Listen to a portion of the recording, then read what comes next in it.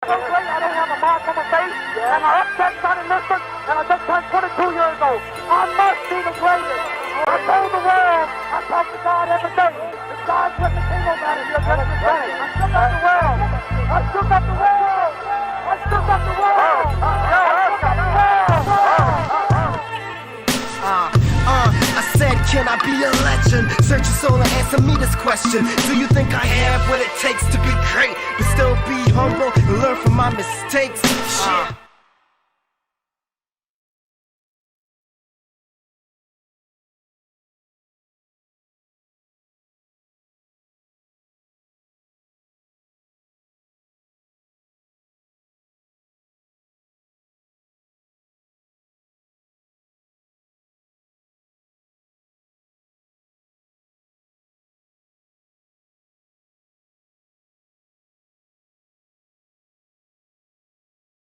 Dolphins fan. Welcome to the show. Introduce yourself, Doug. Hey, what's going on, man? Hey, Justin, thank you so much for having me on.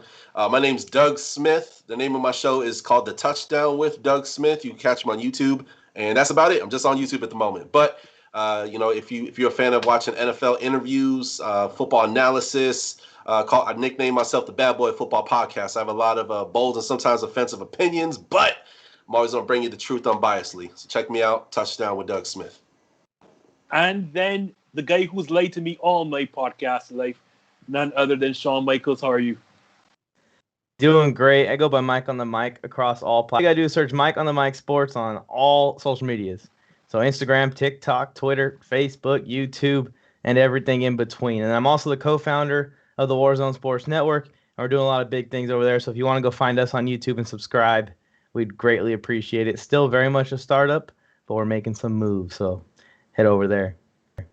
Please do, because they had me on their mock draft, the last one, and wow, I did not expect that. That's all I'll say. So please head over and check out that content. So guys, this is not your typical mock draft. It's not really a draft per se. If you watched last week's show, you know that we dealt with the NFC contenders, so there were no Lions and Bears. So similarly, we are going to deal with the AFC contenders, so you will not see any Jaguars, you will not see any Jets. Sorry about that, guys. What we will be dealing with are the teams we expect to make the playoffs. So starting with the most obvious, that being the defending AFC champs. They just signed Joe Thuney and traded for tackle Orlando Brown, showing up what seemed to be a very weak offensive line.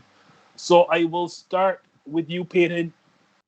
After doing all of that, what do the Chiefs need to do in this draft? The Chiefs now have the luxury to be able to draft for depth. They can go and get pass rushers. They can go and, shore up that later in the later rounds of the draft. Because honestly, their biggest need going into next season was offensive line. I mean, we all saw what happened to Patrick Mahomes in the Super Bowl. I mean, that was just absurd. He ran for 497 yards trying to dodge defenders in that game, which was, more than any other quarterback in the league throughout the entire season. It all happened in the Super Bowl. So we all got to see, every single one of us were watching that game, and we saw that Patrick Mahomes is under duress. And then they cut their one of their best guards, and then they cut Eric Fisher, their left tackle. So I thought they were crazy for that. But now they've got one of the best guards in free agency and one of the best left tackles in the league. So the Chiefs now have the opportunity to draft for depth, and I'd say they should go get some better edge rushers in the later rounds. Do you agree with that, Doug? Absolutely. Peyton, you couldn't be more spot on, man. We realized that, you have a great quarterback. If you don't have anybody blocking for him, he's going to be running for his life. And heck, may not even have a long NFL career. He was running it. Really, we saw the excellence. You really see quarterbacks' real character in their worst games. But, man, the throws, he was like literally at, a sideways angle, throwing it 30 yards down the field. I'm like, what the heck? Is this guy a magician? Like, it was amazing. But, you can't go through now a 17 game season now, so O-line matters. Battles are won and lost in the trenches. Also as well, you saw the receivers getting beefed around, I feel like with the Kansas City Chiefs, and this isn't necessarily like a draft thing, but I feel like they call usually the same 5 plays, and they're really good at it. It's that jet sweep, running towards the edge, the rollout that, they do the same 5 plays and Kelsey has his, 2-3 plays that he does over and over again. And much like the Patriots from, 4 years ago, what have you, they're just really, really good at it. So, but they didn't look very good at it. So I think having some new, fresh receivers in there, not to replace what they currently have, but again, just to take and throw other defenses off, I think will be very good. But yeah, Kansas City for sure a contender. Mike, is there any one or two particular players? I know they don't have a first-round pick anymore, but are there any particular players you think you would like to see in Kansas City for this season? No, I wouldn't like to see any players go to Kansas City this season. As a Chargers fan, it really hurts to see those guys improving somehow, improving in each offseason somehow.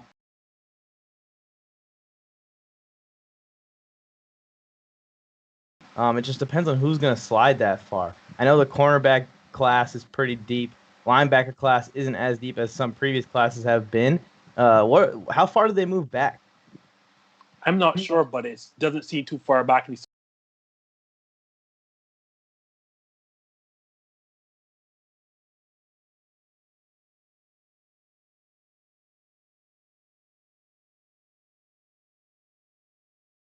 For me, and this is going to be funny for Mike because he may remember that from the first mock draft that I was on, but it was slated. I was looking at the defensive tackle from Alabama, Barmore. Yeah, I love that.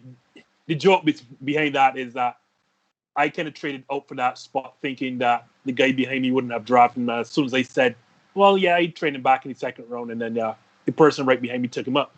But if there's a weakness that I've found on this Chiefs team, and that was before the Super Bowl when they lost both starting tackles and their starting center due to COVID-19 protocols, it has been their inability to stop the run.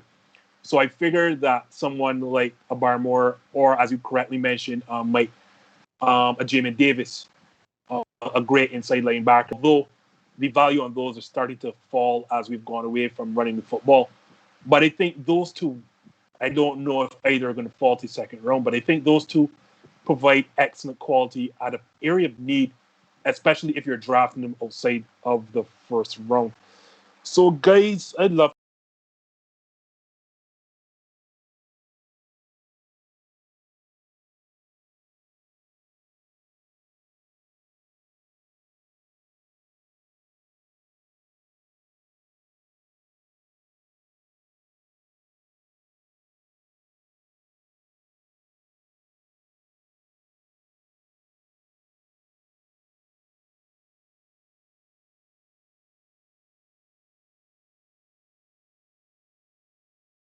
avoid, and I'm talking about the first round, both Travis Etienne and or Najee Harris. I'm going to start with you, Doug. Do you believe that?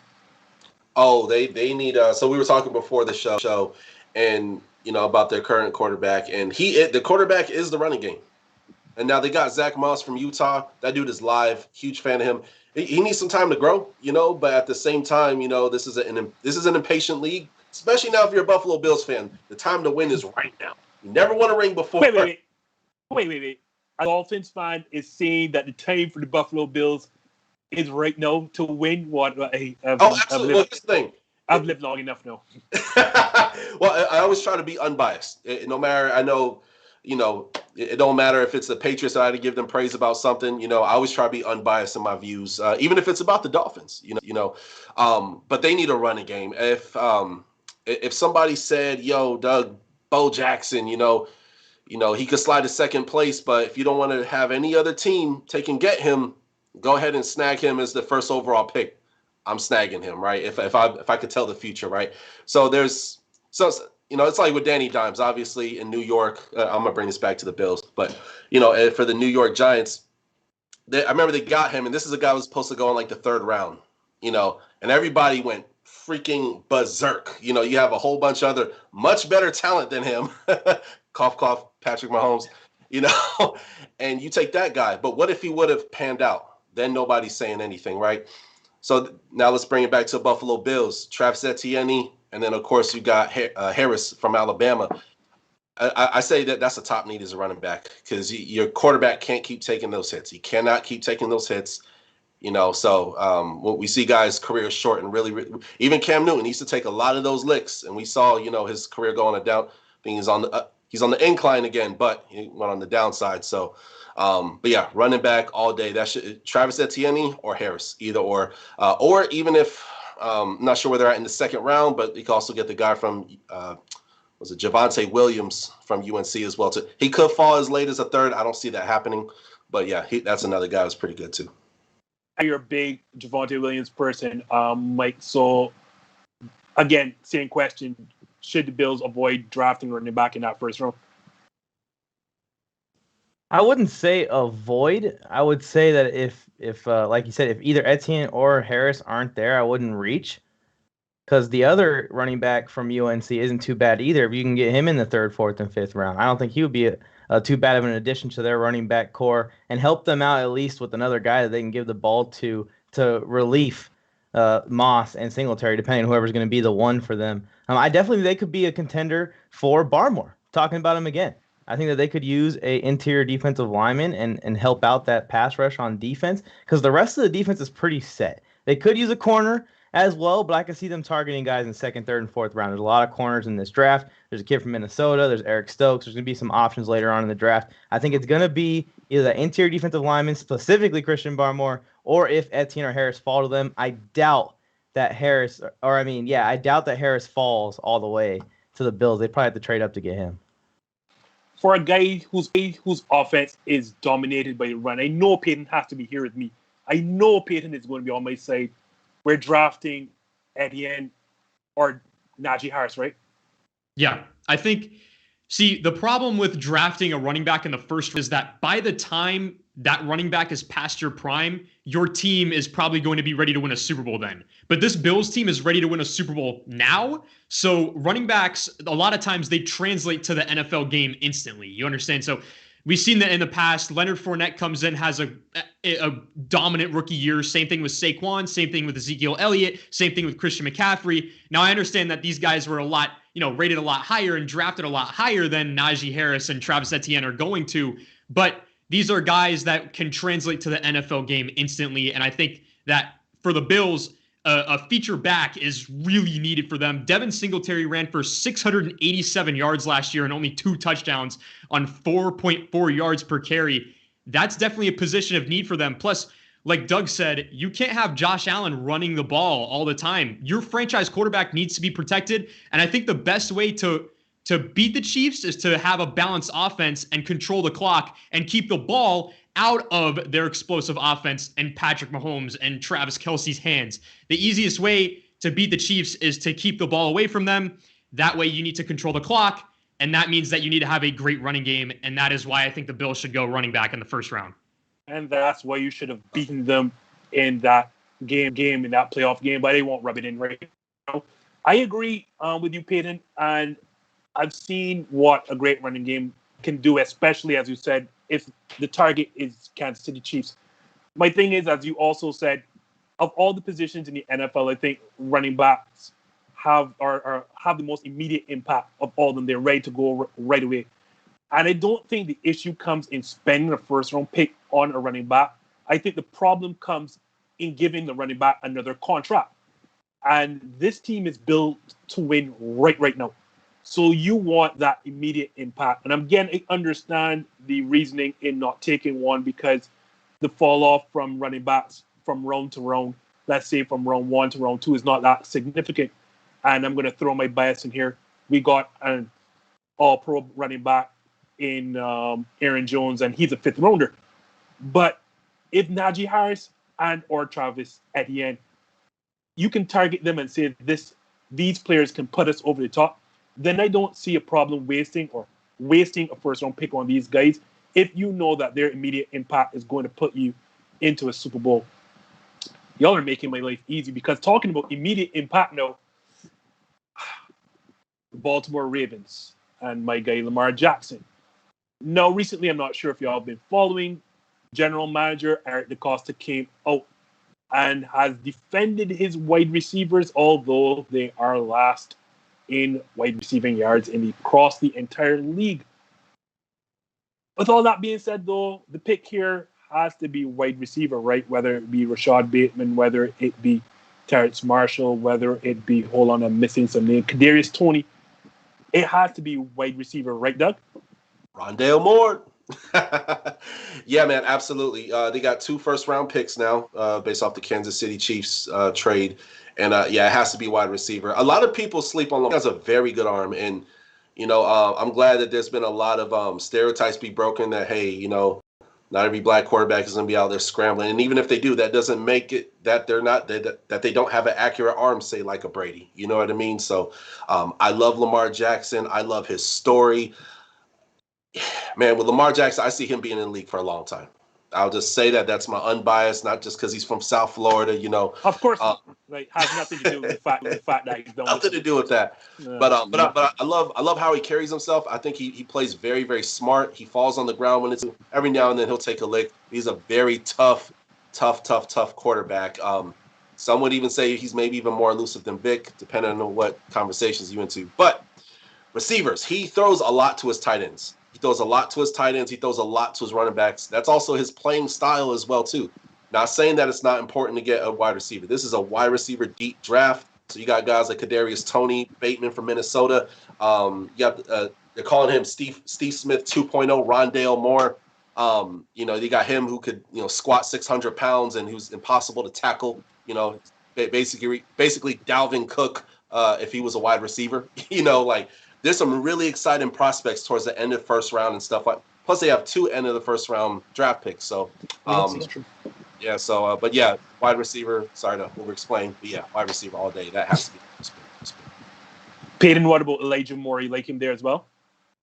Personally, I would prefer Rashad Bateman. I think Rashad Bateman is a better route runner and he has better hands than Elijah Moore. I also think that the size concern is a real thing. And you need size in that receiver group in Baltimore. I mean, you have Marquise Brown, who is their leading receiver last year, and he is not the biggest guy of all of them. So you need a guy who can be a possession receiver in Baltimore, and I feel like Rashad Bateman would be a perfect fit for them whenever they're drafting. I'm not sure. What about Mike? Is there a way that Baltimore actually does not draft a wide receiver in the first round, or are you buying BS? Before they got the second pick, I could say that there's a possibility that they don't. But now that they got 2 picks in the first round, I think you have to have a receiver go with one of those 2, whether it's the first one or the second. I will talk about the other first round pick. I don't think they're drafting 2 receivers in the first round. I think they're going to go edge rusher. That'd be a perfect fit here. The Ravens really got to go into this style, like you're saying, to beat the Chiefs and the Bills, of controlling the clock, controlling possession, and playing really good defense. That's what John Harbaugh's team is built around. It's what's been built around as a coach on this team. So I could see either Aguilari, Phillips, or Pay. I think one of those 3 are going to be available to them at 27. I think they pull the trigger, get an edge rusher at 27, and see which receiver's available at 31. Whoa, you have all 3 of those lasting that late in the first round. I mean, they have been in most of these mock drafts that we've been doing. One of the 3, not all 3. One of the 3. That's because NFL general managers are so smart and they always do the right thing, right? Yeah, right. Sure. So we brought Payton on this show for a particular reason and not just because of his voice. Let's get to it. The only Browns fan I actually know in my entire life, and that is not an exaggeration or a joke. So Payton, I have no idea, so that's why I brought you on the show. Oh, before I do skip over to that point, let me say I am calling BS on DeCosta's comments. Like, yeah, it's easy to say you are feeling disrespectful or you think that your wide receivers are disrespected. Just weeks after you tried to pry Juju Smith-Schuster from a division rival. So if your wide receivers are really that good, why are you offering Juju Smith-Schuster a contract for? And I think it was around the $10 million range. But what do I know? I'm not an NFL general manager, right? So, Payton, your Browns are up next, and I honestly mean this. I have absolutely no idea who the Browns should be taking, but hopefully you do. I'd say the biggest need for the Browns is linebacker. It was another edge rusher, but then we went out and signed Jadeveon Clowney, which is a huge move to pair alongside Myles Garrett. But I want to bring up these stats. Tight ends killed the Browns last year. Last year, the tight end position the Browns gave up the 8th most receiving yards to tight ends, the 4th most receptions to tight ends, and the 4th most receiving touchdowns to tight ends last year. So the Browns really need a linebacker that can cover in the slot as well. And that's why I think Jeremiah Owusu-Koramoah out of Notre Dame is the perfect fit for the Cleveland Browns. And I'd say that I cannot pronounce that name, so thank God he did. Thank God he did. Go ahead. I'd say that if he fell to the Browns, that is a dream scenario for them, because all defenders that covered a receiver in the slot in college football last year, PFF had Jeremiah Owusu-Koramoah ranked 2nd out of any defender in slot coverage last season. And that is a big deal because like we brought up before, the Chiefs, they have a tight end that is pretty good, and we need to stop him because he destroyed the Browns in the divisional round last year. He caught for over 100 yards. And so that's why I'd say the Browns, their dream scenario is that Jeremiah Owusu-Koramoah falls to them at, I believe it's 26th overall. Don't ask me to say that name, Mike. So go ahead. Do you agree? Because I'm not saying that name. Yeah, man, he's my guy of this draft. I am a huge fan of Owusu-Koramoah. Said it. You see, I got. I'm not doing that. I'm a huge fan of his, and like Peyton said, that's the dream scenario for the Browns, and that's the missing piece for the Browns, the athletic linebacker that can come in and really make this team maybe the most complete team in football on paper, at least, to start the season off. If they can get that linebacker, and I think it's so important that they may want to consider, if he's available at 16, 17, 18, to trade up and grab him. They may want to consider it, and if he goes before they get him, they may want to consider trading back, because I feel like he is their guy. So not only have I heard a Dolphins fan say that the Bills are ready to win right now, but no, I've been alive long enough now to hear that the Browns have the most complete roster in the NFL. Wow. Well, yeah, I was the GM of the Browns for that draft we did, Justin, and you saw how aggressive I was about getting a linebacker. They got to get a linebacker in this draft that's going to come in and start too. Doug, don't come and tell me that the Browns are indeed the most complete team in the NFL. Please don't tell me that. They're definitely not, but you know what? There are a few people, much like Miami Dolphins, they're a few pieces away from being a major, major contender. I feel like in the game last year, you brought up a great point about Jeremiah Wilson, is that... So everyone can say this name but me? Yeah. Seriously? Try it. Nope, I'm not trying. If I was going to embarrass myself, I'd embarrass myself on one of y'all shows, but not me. My wife got family from West Africa, so I'm used to some of the 15-letter last names, you know. It's all good, though. But, with the Browns, I felt like the Bills were super beatable. Let me say this. They were super beatable, but I feel like the last few drives for the Browns, they were just kind of like, we made it. This is nice. This, if you guys ever watch Family Guy, where the guy... Peter Griffin was trying out the different religions, and he's like, I'm going to be a Jehovah's Witness. And he was knocking on people's doors. People kept slamming the door in his face. And someone finally actually opened the door like, yeah, I want to hear what you got to say. Huh. Dang, now I don't know what to say. I've been waiting for this moment all my... That's how it was with the Browns, man. So I felt like if they had a few more weapons, man, it's tough. It's tough, man, because I want to say, yes, Jeremiah, that JOK as some people are calling him, that's a great pickup. If they don't go middle linebacker or even add another edge rusher, I know they got Clowney, but is Clowney going to be there more than 1 year? I don't know. Possibly even add in another wide receiver to diversify and spread out the field. I am only crapping on you, Payton. I do indeed believe that the Browns have, if not the most complete roster in the NFL, one of them. I think that this is a team that must be thinking right now Super Bowl or bust. That is how much I believe in this Cleveland Browns roster, which is why I also thought I did not know what the Cleveland Browns should be doing, and I'm not trying to pronounce that name, but I do agree with you all that seems to be the perfect fit, a linebacker to cover tight ends. Although I don't know that Travis Kelce can be covered, so it's almost like pick your poison, take away Tyreek Hill over the top, and live with whatever comes underneath. Because I honestly don't think that Travis Kelce is unstoppable. So before we go on, I will give Payton the last word on this because this is his team indeed. So if not, and I'm not calling a name, but if not that dude, who are we drafting, or do you agree with Mike that you should draft or trade back? Well, I think we should trade up for him if we can. I think that he's going to be a guy in the NFL that instantly comes in and is just great, like maybe defensive rookie of the year kind of guy, because I mean he's going to be on a contending team, and we've seen it before. I mean Darius Leonard comes in as a linebacker and instantly translates to the NFL game. I think that Jeremiah Owusu-Koramoah's game will instantly translate to the NFL. Wow, That's a good take. that's a hot take. I agree. Good take. That's a good take. I was looking at that, kind of getting ready to make some calls on who I think is going to be the better rookies out of the class, and I had Azeez as my 1 for defensive rookie of the year and JOK as my 2, and it just depends on where they land, really. I hate PFF because when I drafted Azeez in one of those mock drafts, I got D- for that pick. I'm like, what? You got him at 26.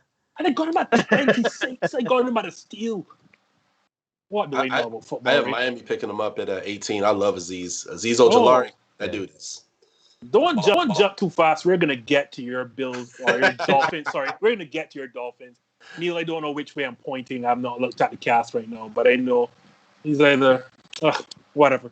So we are going to get one team is ascending, and we're talking about Cleveland. It feels like, and so sorry that Brian Bolster's not on the show. I should have asked for him. That the Titans are going the opposite direction to almost to the point of a soft rebuild. You've lost a lot of your receiving options in Corey Davis and then Jonnu Smith, and that overpay. Yes, I did say it, overpay to New England. So this time I'll start. You might, with all that being said, done. I still think that pass rush needs to be addressed in Tennessee. What do you think? Yeah, if Brian was here, we'd still be talking about Baker Mayfield and the Browns. It would never have ended. Oh, before we continue, though, mark my word, and Neil forgot to remind me, I will have an episode just of Payton and Brian. I just can't wait. I'm going to sit down and that one. I'm going to draw a line. So I'm going to let Neil do a graphic, and I draw a line down the middle, put the two on, and then you just hear my voice. You want nothing me on screen. We'll give you guys the Friday Night War set for a week or something. Yeah, awesome. I think it's needed, man. I think it's needed.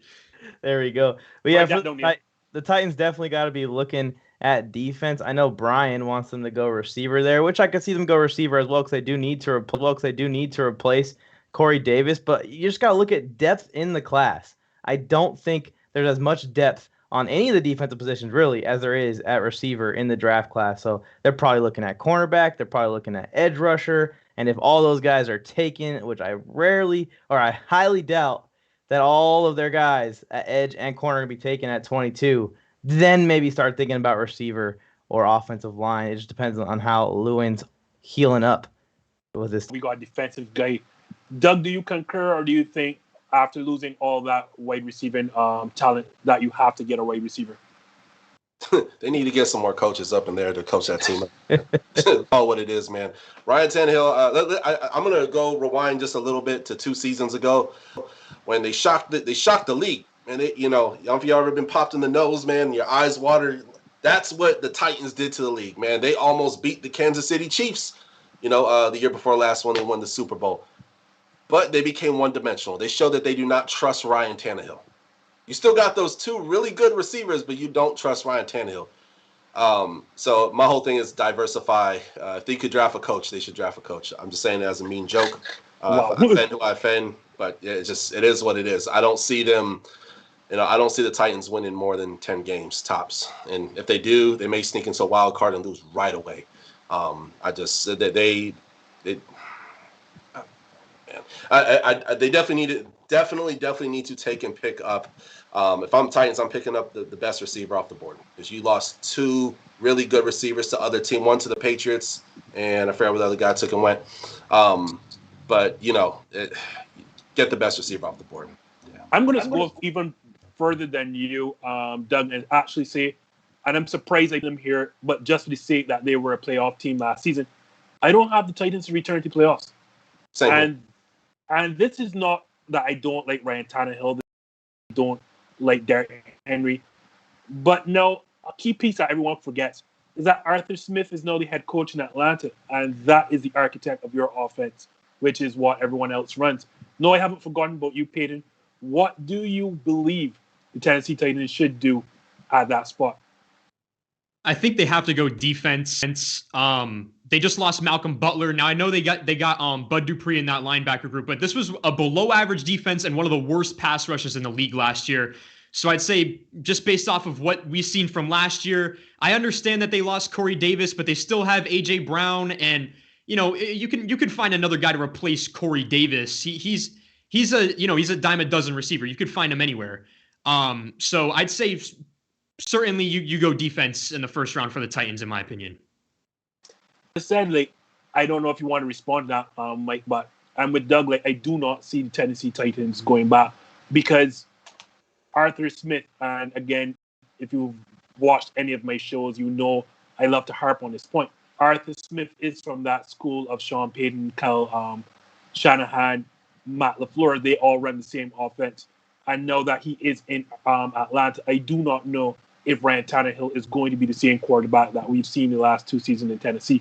He may revert to what Doug saw in Miami, but let's hope that is not the case. They have just all of a sudden gone from a contender to a team with a ton of holes. Because not just, losing Malcolm Butler, they also lost guys like Adoree Jackson. They also lost a guy in Desmond King. Man, they lost basically the whole secondary this offseason. Oh, yeah, and Jadeveon Clowney. Yeah, and Clowney. Well, I mean, they had 0 sacks and like 9 tackles in 8 games, or 19 tackles in 8 games. He's still a starter. They lost a bunch of guys on a defense that was bad. So, what's going to happen next year? Who knows? Because the Colts are going to be good. And I think the Jaguars are going to be sneaky good. I'm not making any crazy predictions, but I could see them upsetting the Titans in one of the 2 games next year.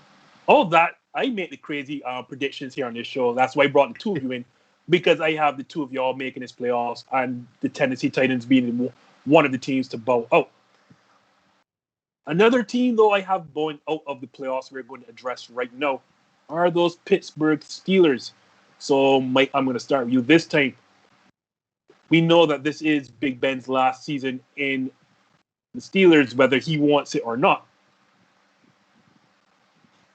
Do the Steelers then address Big Ben's ear by taking either, and names are fighting me now, Kellen Mond or Kyle Trask late in the first round or early in the second? Nah, they'll probably wait a little bit longer. I don't know what those guys' stock is. Are they going to go in the second round? Are they going to go in the third round? I can see them even sliding either one of them into the 4th round. And there's another kid from Stanford that's not too bad who's kind of in that tier with those guys as well. I'm with you on the Steelers not making the playoffs next year, and I don't think I predicted them to make the playoffs last year either. I just continually say that the Steelers are going to fall off the cliff, and they just never fall off the cliff. So at a certain point, I just got to start believing in them. But I think they got to go offensive line or cornerback with that first-round pick. They lost too much on the line. They lost Mike Hilton. It's probably going to be an offensive lineman. The person who will say that they will fall off the cliff, I am predicting, though, is the guy I'm going to ask next. Payton, you're a hated division rival. What do they do? Do they take up Kellen Mond, Kyle Trask, or do they look elsewhere? I think they're either going to go running back or offensive line in the first round, but I wouldn't be as if they drafted a mid-round quarterback, and whether that be Kellen Mond, Kyle Trask, Davis Mills, Sam Ehlinger, any single one of those guys, I don't know. But I would say this, I don't know how many quarterbacks they plan on carrying, because right now they have Big Ben, Mason Rudolph, and Dwayne Haskins under contract that we all seem to forget about. So are you going to carry 4 quarterbacks going into next season? I don't know, but personally in the first round, I'd say they're either going offensive line or running back. Let me just say two things. Those 3 quarterbacks you just mentioned can't combine for one good one at this moment. So let's just throw that out there. And second, y'all may not have known Ken McDermott of the Sports Scoop. And if y'all know those guys, they're very young guys, but do a lot of good stuff. Ken actually has, and sit back in your seats for this one, he rates Kellen Mond as the 5th best quarterback in this draft, above Matt Jones. He did say that on this show. So then I'm going to ask you, Doug, Kellen Mond or Kyle Trask, or do they look other way? Or other way, sorry. You talking about the first round? Yeah, that's right. First round, Najee Harris, man. The reason why I say just because it's not just the guy from Stanford, it's not just Kellen Mond. There's also Jamie Newman as well. You know, if you add him to the conversation from Wake Forest, 38 touchdowns. A little high on the interceptions, but the guy has a very, very good arm. You know, Pittsburgh, they don't. I will say this: Pittsburgh does this very well. They draft smart. There's some of this. That's why they've been good for so long. Culture may not be the best, and that's not really necessary. No, it is. It is a knock on Coach Mike Tomlin because he can handle.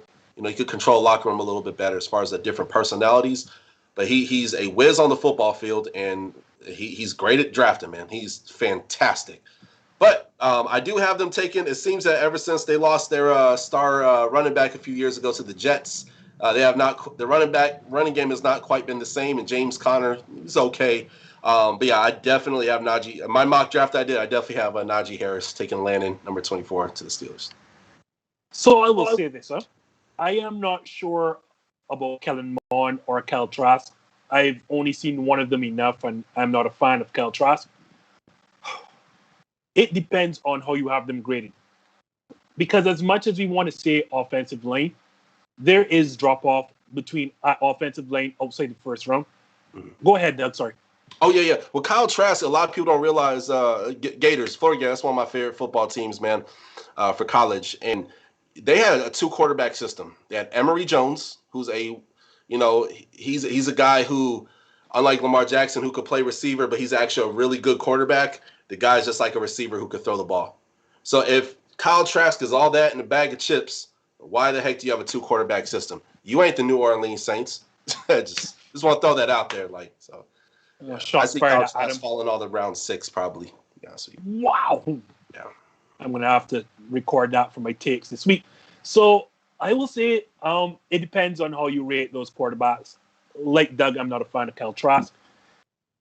But if you're thinking offensive line, I'm not sure because by the time they pick, the only offensive lineman of note I think that should be left is Kevin Jenkins, who in some mock drafts, the Packers are supposed to be taking at 29.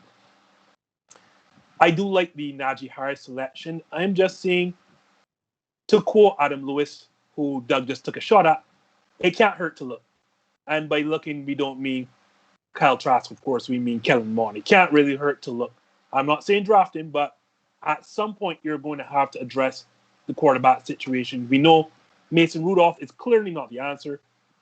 Neither is Dwayne Haskins. I don't care how many chances you're going to give him.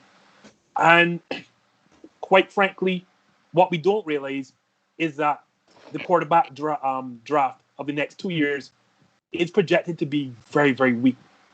So if you have a chance to address the position and you think Kellen Mond is your guy, then it can't hurt Ray to give a look.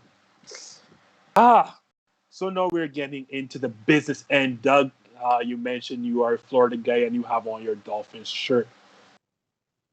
The Dolphins were projected to take or select at number 3, traded back, and then ensured that they moved all the way back up in the top 10 to as high up as number 6.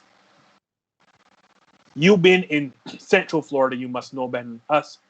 Yeah. Is there a particular player you think the Dolphins ensure to get by moving back up to number 6?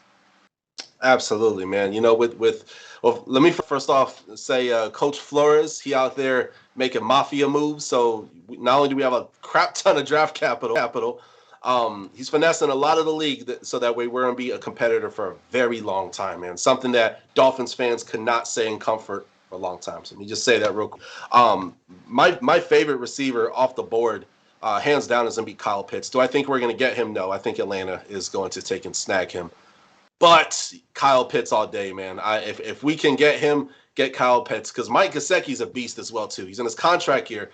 But, man, we saw what Brady took and did with 2 great tight ends. Actually, look at Tampa where he had 3 good tight ends, So having multiple tight ends is never a bad thing, Heck, even having multiple tight ends for Baltimore has got them to win a lot of games. So, it throws defenses off because not everybody has more than one good, really, really good covering linebacker on their team. So that opens up the field for your receivers and a lot of other fun stuff. Realistically, I do see us taking and getting Devontae Smith. I feel like he's going to fall right in our lap. And I feel like Jamar Chase is probably going to go back with his old quarterback over in Cincinnati. So, but yeah, it's going to be really exciting. The other Florida guy, same question. There must be a guy that Miami was looking at when they decided to get back to the top 10 and draft at number 6 overall?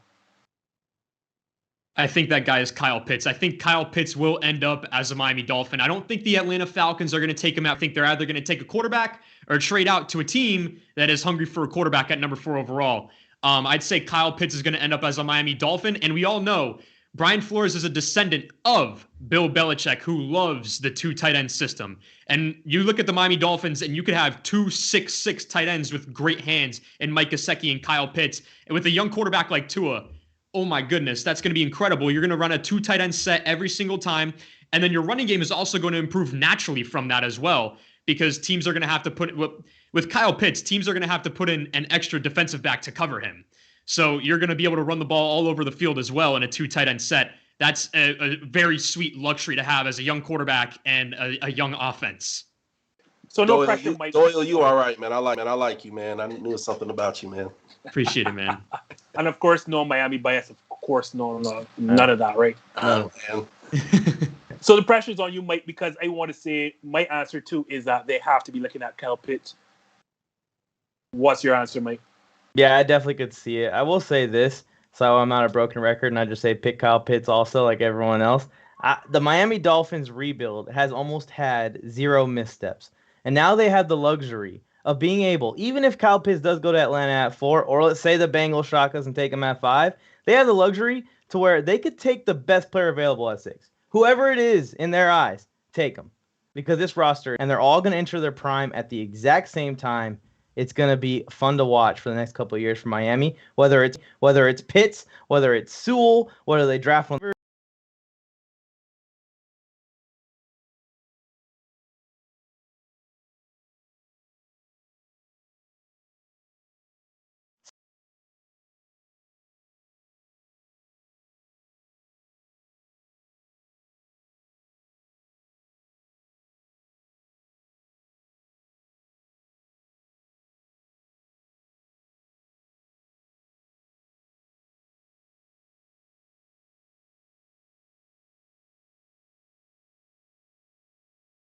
Wanting, and as you correctly said, Mike, they don't want a quarterback. So I thought, okay, they are getting back into the top 6 for one particular player. It has to be. It can't be offensive line, because as good as Penei Sewell is, you could have had your choice probably of, and speaking at 12, probably maybe Slater, but definitely Christian Darrisaw and Elijah Vera Tucker. So for me, it could not have been offensive line, because the drop off is not that huge. Then I said, okay, maybe they want their pick of, the best wide receiver. And I'm like, Devontae Smith is likely to fall. He's in my draft board. Either Devontae Smith or Jalen Waddle will fall at number 12. Maybe not both, but one of the two. And then the worst case scenario is that, again, the distance, in my estimation, between those top 3 receivers and the rest, as in like a Rashad Bateman and Elijah Moore and company, that distance is not that great. And history tells me you don't have to go up high to get a wide receiver. When you look at all the great wide receivers, none of them were taken, with the exception of, I want to say, Julio Jones. None of them were taken with a lottery pick, being that a top 10 pick. So I ruled out wide receiver, I ruled out quarterback, I ruled out offensive line. Everything tells me you are looking at Kyle Pitts. We know the first 3 picks are going to be quarterback. I assume, just like Payton said, it is either Atlanta takes their ear to Matt Ryan, or they're going to trade out for somebody to get a quarterback.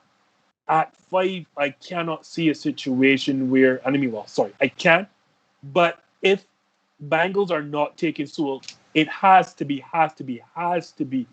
oh my God, names are defeating me. It has to be Jamar Chase, just because of the LSU connection with the quarterback. So I see Kyle Pitts sitting there at 6. And I know this is Payton's favorite player, because arguably this is the second best player in this draft, maybe even the best. I just can't see a scenario where Kyle Pitts is not available there for 6. And I think Miami knew this all along. That is why they made sure, let's get some draft capital by trading out of 3, but get back at 6 so that Kyle Pitts does not evade us.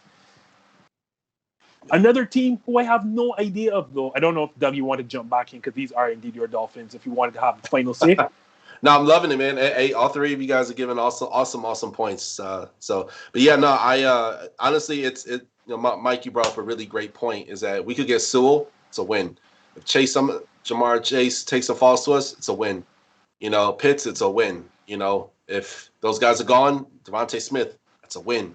So I'm not complaining at all. So yeah, we're in a good spot. We have a few holes to fill, but if we choose the right person, right fit for our team, some payoff big. I can actually see a scenario if indeed that Jamar Chase goes 5, Penei Sewell could be falling. Who would have thought? Well, that's the thing. Falling? Yeah, we're gonna get to you just shortly, Mike, but not that far. But I can see him falling. Before we do get to those Chargers, though, the other team I have no idea what they should be doing are the Indianapolis Colts. But I do think, just like Peyton's Browns, this is a very good team. So I'm going to start with you, Mike. What should the Colts be doing at number 21? That spot at 21 is going to be a good spot for those receivers. You're talking your Rashad Batemans, your Toonies, and any of those other receivers are going to be at that spot. So I think the Colts could be looking at Hilton is aging, and his time's coming to an end. I know they brought him back for one more run, but we'll see what happens there. I think wide receiver could be the answer here. They could also always add to the offensive line. We know Carson Wentz needs some time back there. We learned that with his stint with the Eagles last year and how bad it was with that bad team that was around him. He's not in the same situation anymore. The Colts have a good offensive line because they draft offensive line. So it could be an offensive lineman, but I think receiver. I think receiver's most likely pick. You think so as well, Peyton? I think Bateman. Yeah, I think. Whoa, wait, hold on. I think Bateman. Have that. So you're seeing Rashad Bateman for sure at 21. Yeah. I can nail you to that. Not for sure. I just think that would be a really good fit. I think Bateman would be a good fit onto the Colts right now. They got those guys that can fly right now. You got to add that guy that can kind of do it all, and especially for the jump ball situation. I was thinking the Colts. I was thinking before the Chargers go ahead and locked in Mike Williams' contract this year, I was thinking the Colts were a candidate to get him. Obviously, Joe warned you because when you make locks, I tell Neil in the background to write them down and throw them in your face later on. So, but you didn't lock that down. Didn't lock it. No, you didn't lock it. We'll get shortly. Yeah. Oh, yes, we will. So, Peyton, are you willing to go to your net and actually nail down an exact pick for these Colts at number 21? I don't know if I can make an exact pick, but I'd say a wide receiver would be a good pick there. But they also lost their left tackle, Anthony Costanzo, retired this offseason. So this is an offensive line that is a pretty good unit, but now they're missing a very big piece to the puzzle there. And this is a very deep offensive lineman class, as we all know. So I'd say that they also could be looking at an offensive lineman there at number 21. And personally, I'd say they should probably go O-line just because it's always the safe pick to take an O-lineman in the first round. Doug, give me a sexy pick, please. What offensive lineman? Jalen Phillips. Yeah, that's what they can give him the edge, man. A little deep. Man, I don't see Jalen Phillips falling any further past 21, man, and I feel like he's going to be a great fit for the Indianapolis Colts. The Colts, I just feel like they could have had a little bit more edge on defense last year, but they have a lot of really good players, man, even on defense. But I feel like Jalen Phillips, that guy, I mean, he what do you have, 18 sacks or something like that for University of Miami? Probably somewhere in that ballpark. I may be a little off. Wait, hold on. This is a Miami bias pick. I should have seen this. Yeah, I'm just joking with you. It continues. But the dude is a beast. Jalen Phillips is a beast. That's a guy who he was playing at another school. It didn't work out. He's about to quit football. He has one last good try over in Miami. Has a monster year, and I think he's destined for. I mean, there's a fire underneath him, and for a team that's ready to win right now, like the Colts. Again, they're ready to. They could contend, but again, that's contingent on Carson Wentz. Like 99% of that is, but having a good defense is going to be huge. And Jalen Phillips said that's a prospect you just can't pass up. I'll say this. Again, I brought you all on the show for a reason. This is one of the picks I have no clue about. But there are no more excuses for Carson Wentz now. And off camera, a lot of y'all don't know, I was asked if I was to have an AFC team, which one it would be. And I do have a fondness for Indianapolis Colts. But now you have a decent offensive line. You have Jonathan Taylor, who I expect to have a breakout season. He had a great back half of the 2020 season. You have a young upcoming wide receiver. You have a very good defense. There are no more. Oh, sorry. And you are now in a paper soft division. I mean, you are already in one now. But now with the Titans, as we expect to bow out of the playoffs, Jacksonville has been in constant rebuild.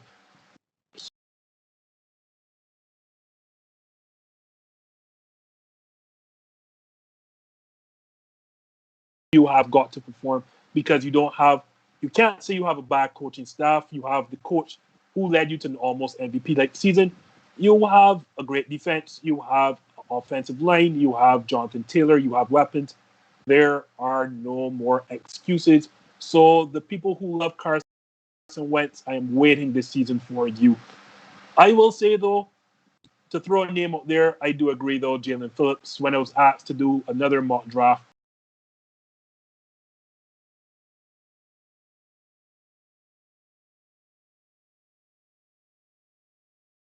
full disclosure. So we saved the best for last, Mike. I know you're probably waiting for this all show long. Your Chargers. Ciao. Elijah Vera Tucker may be there or should be there. Christian Darrisaw should be there. And if you're lucky, Rashawn Slater may be there. Do you take or should you take one of these offensive linemen, or are you looking at another weapon for the up and coming Justin Herbert?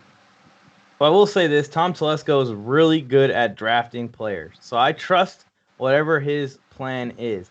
But the Chargers need to get a starting left tackle or guard if they want to move Filer, who we just picked up out the tackle, in this draft. And a guy that's going to start for a couple of years. We paid Brian Bulaga big money a couple off seasons ago. We paid Corey Lindsey. We signed Ibushi. And we signed... Wait, hold on.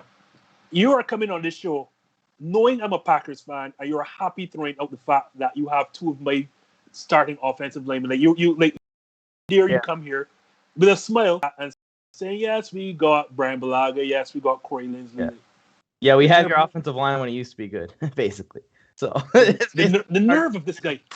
That's the line. Now you guys got it covered down there. You're gonna be fine. Don't worry, you don't need Linsley. Well, what I'm trying to say is we are paying a lot of money into this offensive line. I don't know how much. Yes, it's important. We got to protect. How much cap do you spend on the offensive line when the rest of the defense, a guy like Derwin James's contract is coming up, guys' contracts are coming up quick. Mike Williams is going to be a free agent next year, and I think they're probably letting him walk. They just locked him in for a 1-year, $15 million deal. So that gives me signs. It's exactly what they did with Hunter Henry too, and Melvin Ingram, and both those guys are gone. So I don't know how much more money they can invest in the offensive line. So getting a rookie that can start on a rookie contract for 3 to 4 years, I think is the Chargers' number one goal in this draft. But if it is between Darrisaw and J.C. Horn, that's a tough decision to make. I could see the Chargers possibly taking cornerback there at 13, getting J.C. Horn. Casey Hayward's gone. Chris Harris Jr. is not a number one corner in the league anymore. I could see them taking a corner and then going for offensive line in the second round, or even possibly trading up into the first round and getting an offensive line late. Telesco has done that 3 times in like the last 10 years, traded in to that 27 to 30 range and drafted a guy. Even did it last year with Kenneth Murray. So I could see something like that going down. I also think that they're going to be aggressive to get this offensive lineman. So I also could see if, like you said, Sewell starts to slide, if Carolina or Detroit are willing to move out, I can see the Chargers come in and grab him. But I'm thinking either Darrisaw or J.C. Horn at 13. If I had to make a bet and lock something in, so go ahead, Neil, mark it down. I'm going to go J.C. Horn. J.C. Horn, I love that pick because if it came down to me, I'd go J.C. Horn because I think the talent is a lot bigger.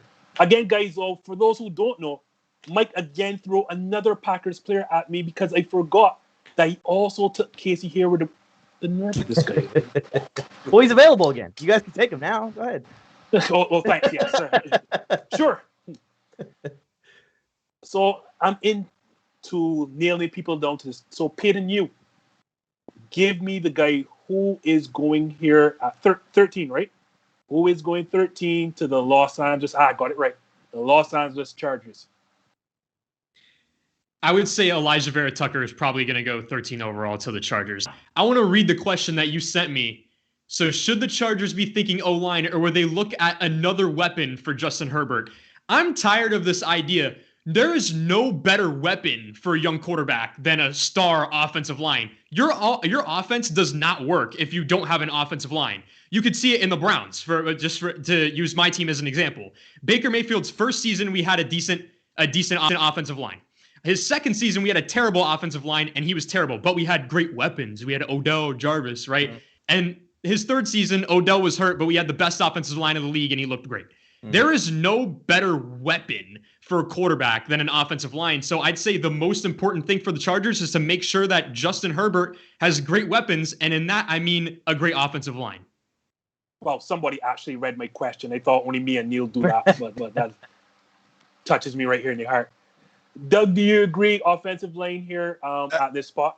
Absolutely. In my mock draft that came out this week, I have a Rashawn taken and going to the, I was going to say San Diego Chargers. I caught myself, to the Los Angeles Chargers. Rashawn Slater is an absolute dog. I mean, that guy, he's reminiscent of Quentin Nelson over there in the Indianapolis Colts. I mean, the guy's an absolute beast. And for Herbert, you don't want to stunt his growth.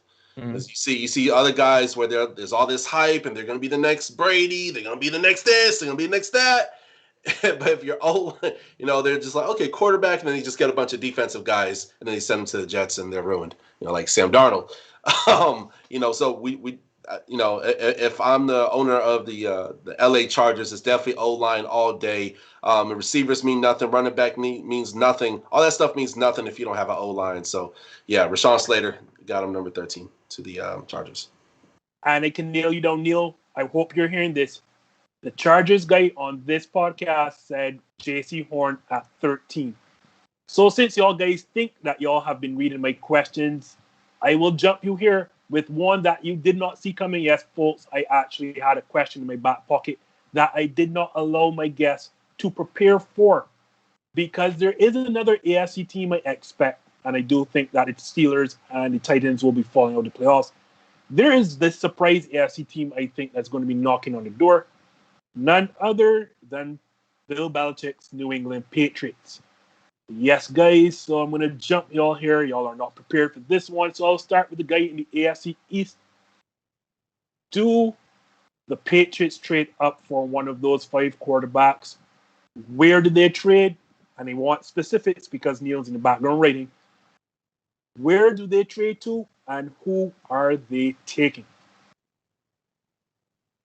Oh, that'd be you, Doug, as the AFC. Oh, you're okay. You didn't say my name. Yeah, absolutely. No, I'm ready for it. If they do trade something, taking B number 9 to the Denver Broncos, and they'll probably end up snagging up Mac Jones, possibly. Mac Jones. I can't Mac get Jones. that. Who? Mac Jones. But yeah, I think that would be a great pickup. If he has all those different weapons, just like he had over at Alabama. I mean, it's going to be a lot more familiar. Much more of a familiar scenery for him coming into the NFL. Whereas you have other guys who they're like, oh yeah, they're first round draft pick, but they're coming into, Clemson ain't gonna, Jacksonville Jaguars ain't gonna be Clemson, for the first overall pick, Trevor Lawrence. So, but overall, I think Mac Jones, again, I seen that tape of him overthrowing receivers by 10, 15 yards. I saw that. I can't act like I didn't see that. But also as well, and Peyton Manning didn't have the best pro day neither. You know what I mean? So it's like, where do we gauge here? What's truth and what's hype? What's fact and what's fiction? I think he is the truth. I think he's going to be a pretty good quarterback. I see there being possibly 2 stars in this draft and maybe 2 mediocre quarterbacks. But I definitely see them taking and picking up. Being that Cam Newton isn't signed on a super long contract, it'd be stupid if they didn't try to go for a quarterback. You mentioned Peyton Manning, and he didn't have the best pro day. I need to start aging myself on the show, and I will tell you, Peyton Manning's pro day was his 2 or 3 years at Tennessee, and by aging myself, I saw them. So I will tell you that he didn't need to have a good pro day when you saw what Peyton Manning looked like at Tennessee. So Exactly. Peyton, you can shut down that laptop that everyone can see because it cannot be in your notes. Where do the Patriots trade up? Where do they trade up to? And who are they trading up for? I'm going to go, they trade up to number 8 overall with the Panthers to go select Mac Jones. Mac Jones just seems like the perfect Bill Belichick guy. You know what I mean? Pocket passer, accurate, processes the game well, the perfect Bill Belichick guy, kind of like Tom Brady. I hate that comparison though, because I don't think he's going to pan out anything like Tom Brady. I have him ranked as my 5th quarterback in this class. I don't think he's going to be a great quarterback in this league. I think I describe him as vanilla ice cream. You're not craving vanilla ice cream, but if he's there, you'll take it. You know what I mean? I think that's a Mac Jones kind of guy, and I think Bill Belichick likes it, but I think he knows that he's probably not going to be there at, I believe, what are they at, 14 or 15? He's probably not going to be there in the mid-first round with how these quarterbacks are going to go this year. And plus, we all know that the Panthers, ever since they've got Sam Darnold, who seems to be their guy at quarterback, they have been taking calls for that 8th overall pick. And I believe that Bill Belichick is behind a lot of those calls. And I think he's going to trade up to number 8 and select Mac Jones. I will say this before I get to Mike. How I will find out if Mac Jones is good or not is if the Patriots do trade up for him. I say that to say a lot of people forget Bill Belichick and Nick Saban have a great relationship. And if anyone is going to tell the truth about a player, it will be Nick Saban to Bill Belichick. If the Patriots don't trade up for him, it means that Nick Saban told him this guy is not the guy. So that is how I will grade, or how I will know before Mac Jones takes the field whether he is the truth or not. So same thing to you, Mike. Do the Patriots trade up? Where do they trade? And who are they trading for? I'll give a little bit of a different scenario. So what happens when it goes, Lawrence, Wilson, Jones, first 3 picks? Because we know the 49ers have been talking about it. And I kept saying when they were doing all this talk, there's got to be something on Justin Fields that we're not seeing. And sure enough, it came out, that he has the health concern. But even doctors are saying wait. that there's no problem. I don't know of this story, and it sounds bad. I'm saying this and admitting. So please inform me and our listeners the health concern that you're referring to. He has a epilepsy condition where he has a little bit a mild case of epilepsy. I'm not exactly what he has, but he has those kind of symptoms every once in a while. And it's something that doctors have said are not going to affect his football career, but this is the NFL. These guys take everything into consideration. They take these picks very, very seriously. So if we see Mac Jones go to the 49ers at 3, and not just if either they want Trey Lance or Mr. Fields, you could see the Patriots on the clock at 4 and take one of those guys. So Patriots on the clock at 4. Trading with who are Atlanta. they taking? It's tough because I want to say Fields, but I feel like there's a reason that Mac Jones is getting rated higher than him amongst NFL GMs in the league. And I feel like is the reason, because the whole time I was saying, I don't understand what it is. There's got to be something we don't know. So I think it will be Trey Lance. It's tough to say, though, because I like Fields more than both Jones and Lance. I will say this, and the 49ers had their press conference today, and by today I mean Monday. And it was interesting. First, GM John Lynch, and I saw John Lynch play, by the way. John Lynch said for certain he is giving this pick to his offensive coordinator because, oh, that's awesome. Yeah. Buccaneers legend John Lynch is great safety. But he said that he is, the pick will be Kyle Shanahan's because a great offensive mind, a great play caller, and, that's not him. And we all know they're taking a quarterback. That is not a secret anymore. And if Kyle Shanahan is the guy taking the pick, I'm going to actually say this, and it's going to anger the world. It's going to be Mac Jones. Because we knew that there was a battle between the front office and Kyle Shanahan. And if that was the situation, if it was John Lynch taking this pick, it likely would have been Trey Lance. But I have to say, if Shanahan is in control of this pick, it's probably going to be Mac Jones. So then that leads me, and the reason why I'm mentioning this, that leaves Bill Belichick with a choice of either Trey Lance or Justin Fields, and not very many destinations to trade up for, whether it's going to be Atlanta, whether it will be Carolina, or Detroit even, because a lot of people are not mentioning Detroit. Although in my estimation, guys, and in a lot of mock drafts I've started to do, I have Detroit taking a quarterback because Jared Goff can't be our answer going forward. It really, really, really can't. You can give him all the weapons you want. We've seen what Jared Goff looks like in a good offense. If I have a shot at Trey Lance or Justin Fields as Detroit, I like you, Payton, I don't like Mac Jones. But if I have a chance at one of the two guys, and Detroit sitting there at 7, I'm gonna draft a quarterback. Any last closing notes before we jump out of here, guys? I would like to say this. Even if Mac Jones is gone before the Patriots draft, I still think they would trade up for a quarterback because Cam Newton and Justin Fields have had a great relationship ever since Justin Fields was in high school. So there's videos of Cam Newton working with Justin Fields at camps as a young high schooler.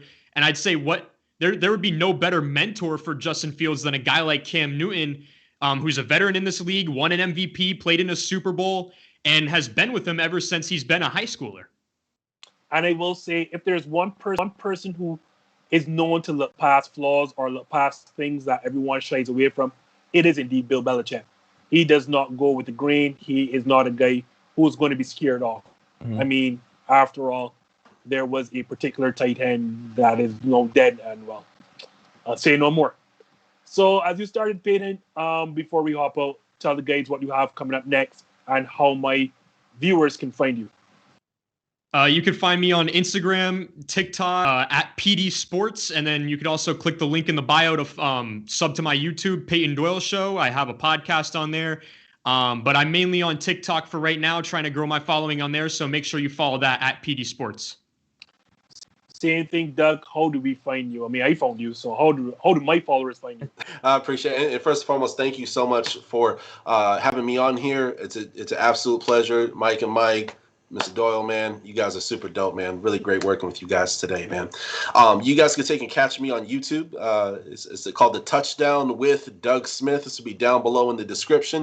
You can also follow me on Instagram at The Touchdown with Doug Smith.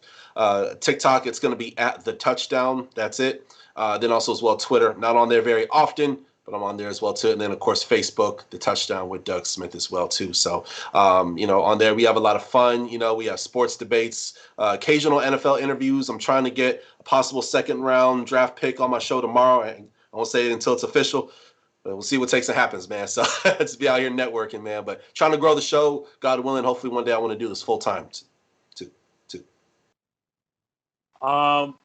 At the moment you find out, the moment that you can release, please let us know, because we would love to see that interview.